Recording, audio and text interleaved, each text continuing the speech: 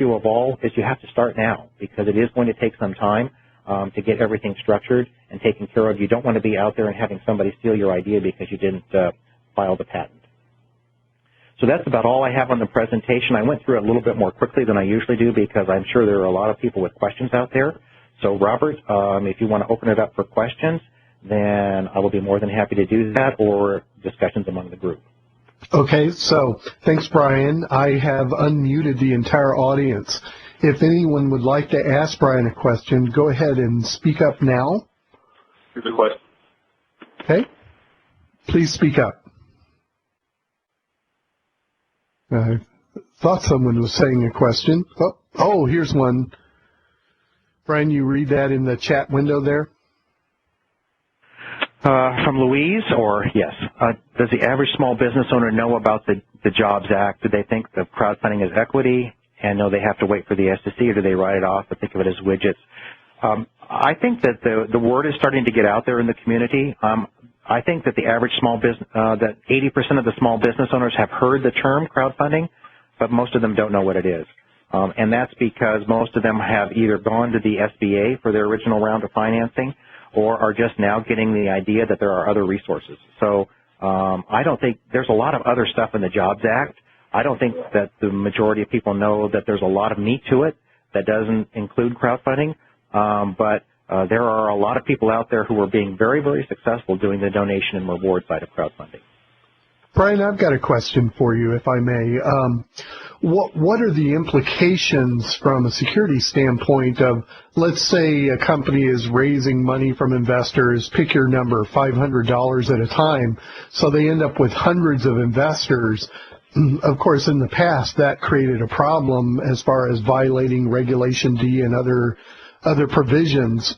How does the law accommodate a company having 400 or 500 investors at small amounts?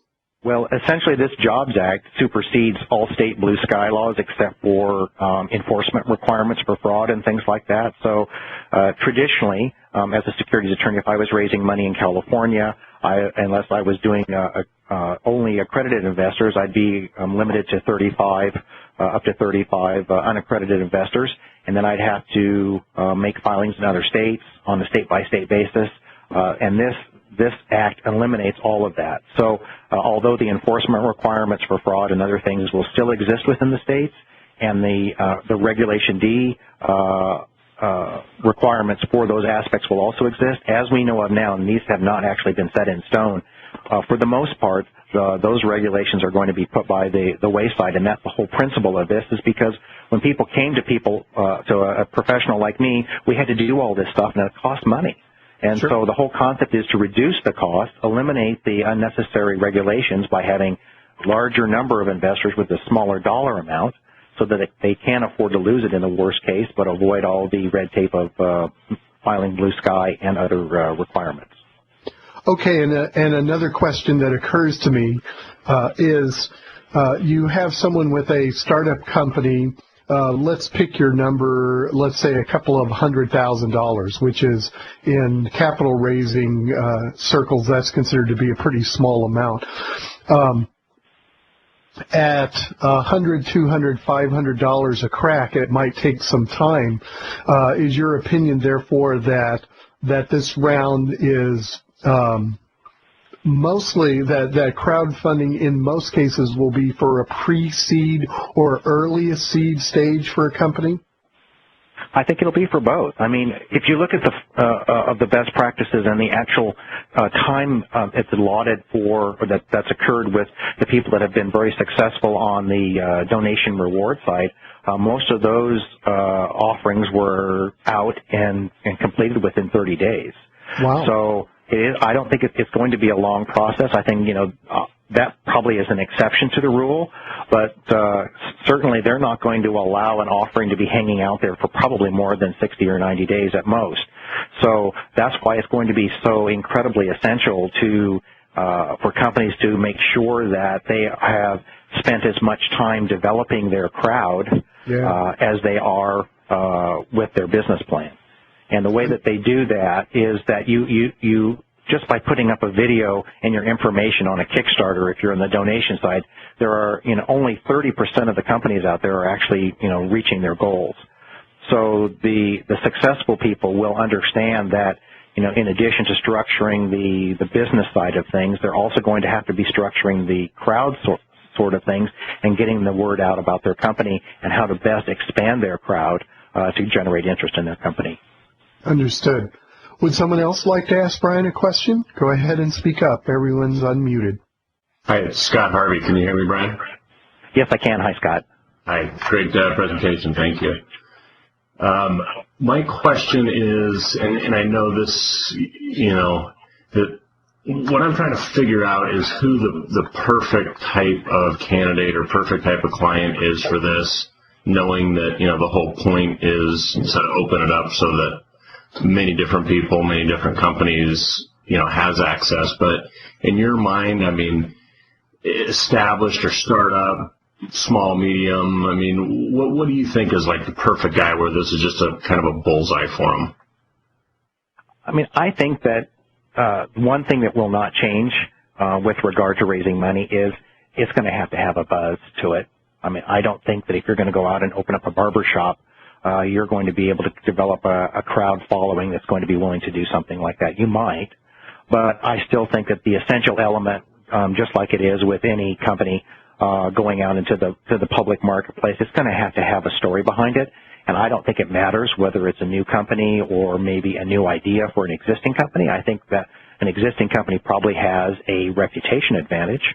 But if they, for example, if you kind of read through, and I use this example because it's the extreme. If you look through the Pebble Watch example, they didn't even have really a prototype, and they have all sorts of issues going on behind the scenes. But the principal issue is that they raised all of this money based upon a concept that we have a technology that we can do this. They had an idea that they had been in the electronics business before, so that helped them out.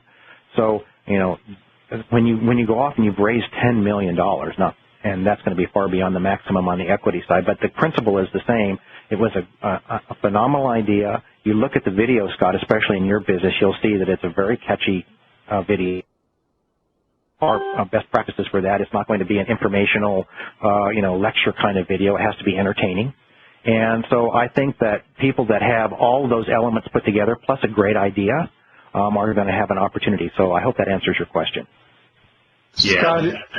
Scott, if I may speak up for a second, I was taught a lesson many years ago when I saw a VHS tape back in the days of VHS recorders of a company that had developed just a floor sealant. And this project came across my deck, and this company had raised over $3 million from private investors for a floor sealant. And to my amazement, they had an amazingly charismatic video. And so the presentation can sometimes be everything, and I'm not speaking to whether this project was a good project or bad or ethical or unethical, but it taught me a strong lesson that how you say what you have to say makes, especially in the realm of investment, a huge impact. And it also made me believe that anything could possibly get funded if you know how to say it right. Yeah, that's a good point. Yeah. Okay, someone else with a question. Go ahead and speak up. All right. Well, while we're pausing for a moment, think of your questions, and I'll tell you about next week. It's an interesting follow-on to this presentation this week, and it's a presentation we've been trying to get on the Irvine Micropreneur Program now for a couple of months. Amy Sidak, who is a marketing research expert, has a company, House of Marketing Research, in that business, is going to present marketing research for startups and their investors. So this is very timely. It's around the idea that startup companies, in order to prove the validity of their concept, need to be able to conduct good enough marketing research that they can demonstrate that the product will be successful. And this is also from the perspective of if someone's an investor in a project, you might want to be able to get reasonable proof that the product's going to succeed. So that's next week. We'll finally be able to get Amy on presenting marketing research for startups and their investors. So I'll go ahead now and open the floor if someone else would.